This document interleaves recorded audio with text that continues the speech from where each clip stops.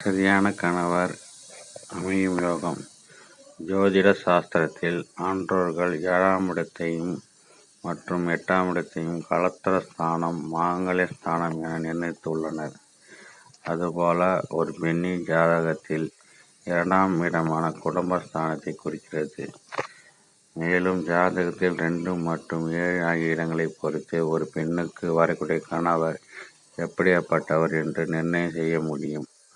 குருபலமானது திருமணத்திற்கு மிகவும் முக்கியமான ஒன்றாகும்.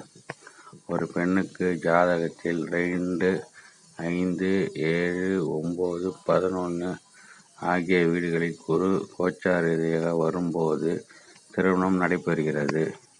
ஆனால் எல்லோருக்கும் இந்த அமைப்பு ஏற்படுவதில்லை. ஒரு பெண்ணின் ஜாதகத்தில் 2, 7 சுபகிரகம் வீற்றிருக்கும் போது 7ஆம் அதிபதி உச்சம் பெற்று காணப்பட்டால் அந்த பெண்ணுக்கு அமையும் கணவன் நல்ல வசதி படைத்தவராக இருப்பார்.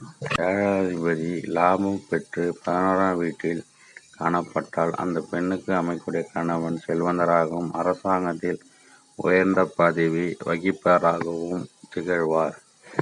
7ஆம் அதிபதி 7ஆம் வீட்டை பார்வை செய்தாலும் அழகான வசதியான நல்ல குணம் வாய்ந்த கணவர் அமையும் யோகம் உண்டாகும். ஒரு பெண்ணுக்கு 7ஆம் அதிபதி 6, 8, 12 அமையப்பெற்றால் திருமணம் தாமதமாக நடைபெறும். அதுபோல 7ஆம் வீட்டில் சனி, செவ்வாய், ராகு, கேது போன்ற பாவிகள் இருக்கும். ஏன் அந்த பெண்ணின் கணவர் வசதி வாய்ப்பில் பின்தங்கியவராக இருப்பார். மறைவுடன் கருத்து வேறுபாடு உள்ள கணவராகவும் வருவார். பெண்ணின் ஜாதகத்தில் 7ஆம் இடம் புதன் அமையப்பெற்றால் அந்த பெண்ணுக்கு தன்னுடைய அத்தை மகனை கைப்பிடிக்க யோகம் ஏற்படும். ஜாதகத்தில் 7ஆம் அதிபதி 4இல் காணப்பட்டால் அந்த பெண்ணுக்கு கணவர் தனது தாய் வழி உறவில் அமையக்கூடும். திருமணத்திற்கு பிறகு பூமி, வீடு, வாகனம் யாவும் அமையப்பெறும். 7ஆம் அதிபதி 5இல் இருந்தால் அவர்களுக்கு காதல் திருமணமோ அல்லது கலப்பு திருமணமோ நடக்க வாய்ப்புள்ளது. 7ஆம் அதிபதி 6இல் அமையப்பெற்றால் மாமன் வழி உறவில் அமையும் யோகம் உண்டாகிறது. 7ஆம் அதிபதி 7இல் அமையும் பெண்ணுக்கு அந்த பெண்ணின் உறவுகளில் ஒருவரை மணந்து கொள்ளும் வாய்ப்புள்ளது. 7ஆம் அதிபதி 8இல் காணப்பட்டால் உறவினர் வழியில் வரன் அமையாது.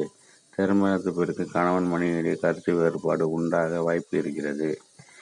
7ஆம் அதிபதி 9இல் காணப்பட்டால் அயல்நாடு, வெளி மாநிலம், வெளியூர் போன்ற இடங்களில் இருந்து கணவர் வருவார். திருமணத்திற்கு பிறகு செல்வம், செல்வாக்கு மேலும் அதிகரிக்கும். 7ஆம் அதிபதி 10இல் இருந்தால் தந்தை வழி உறவினர் கணவர் அமைவார். திருமணத்திற்கு பிறகு தொழில், பொருளாதார நிலையாகவும் சிறப்பாக இருக்கும். 7ஆம் அதிபதி 11இல் இருந்தால் அறிமுகமான குடும்பத்தில் இருந்து கணவன் அமைவார். அவர் உயர்ந்த உத்தியோகத்தில் பணியாற்றுவார். 7ஆம் அதிபதி 12இல் இருந்தால் உறவினர் வழியில் கணவர் அமையாது.